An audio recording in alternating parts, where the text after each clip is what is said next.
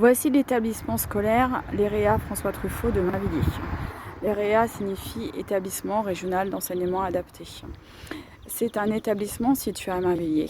Cet établissement date de 1964. Avant, c'était les écoles nationales de perfectionnement.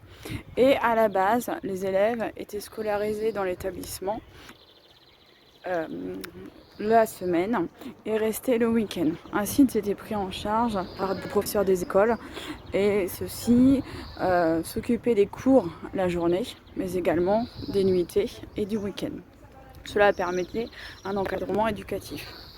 Aujourd'hui, l'EREA François Truffaut de Mainvilliers compte 110 élèves de la 6e à la 3e ECPA, enseignement général et professionnel adapté, et des lycéens répartis dans 4 corps de métier du bâtiment, à savoir maçonnerie, métallerie, menuiserie, peinture. Ces élèves ont des besoins éducatifs particuliers et relèvent de l'école inclusive. Dans l'atelier menuiserie et deux de nos élèves qui ont participé à ce projet, nous avons Pipé et Ryan qui vont nous ouvrir la porte de l'atelier. Donc c'est un atelier de menuiserie où en fait les élèves peuvent travailler en cabine. Mais quoi de mieux qu'un chantier école, c'est-à-dire que les élèves peuvent travailler en dehors de l'école. Nous vous présentons l'atelier peinture où les élèves de CAP réalisent des chantiers et leurs exercices pratiques. Nous avons Tristan qui est en train de faire sa retouche sur Samuel Paty et Dominique Bernard.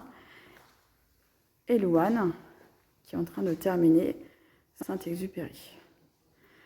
Et voilà, nous avons différentes cabines. Nous continuons par l'étage de l'atelier où nous retrouvons Lucas en train de faire sa retouche. Et Thaïs, toujours aussi émue, qui nous fait la Rosa Parks. Et dans les cabines, il y a également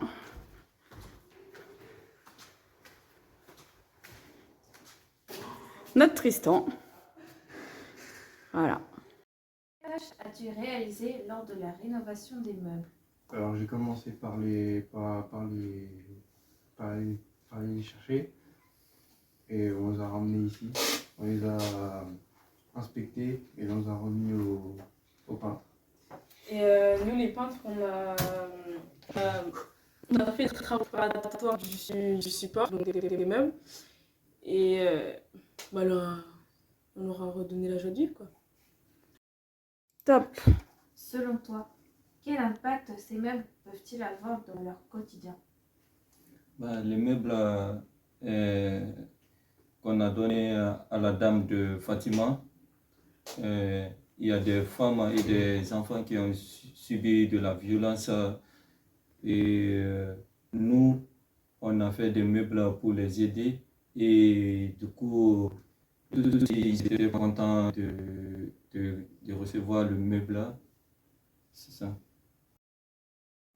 Top. Comment t'es-tu senti en participant à ce projet?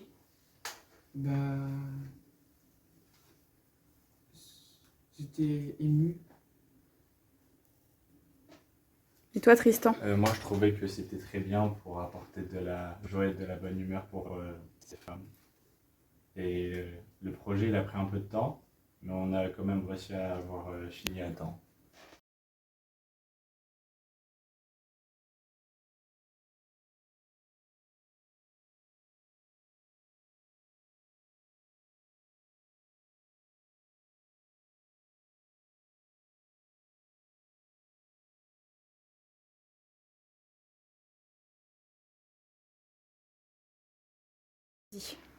Et toi, Philippe, y a-t-il un moment qui t'a particulièrement marqué?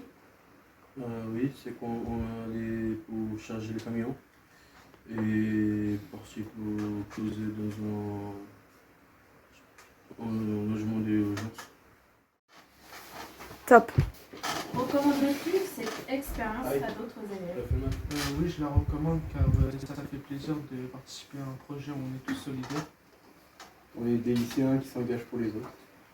Et j'espère que les lycéens de l'année prochaine ils vont continuer ce projet. Et pour finir cette interview, on aimerait savoir quel mot représente ce projet pour vous. Louane, Fierté. Felipe, Thaïs, Bienveillance. David, Patience. Lucas, Endurance. Tristan, Plaisir. Ryan, Motivation. Tristan. La joie. Et est-ce que vous avez un mot en commun par rapport à ce beau projet? Oui.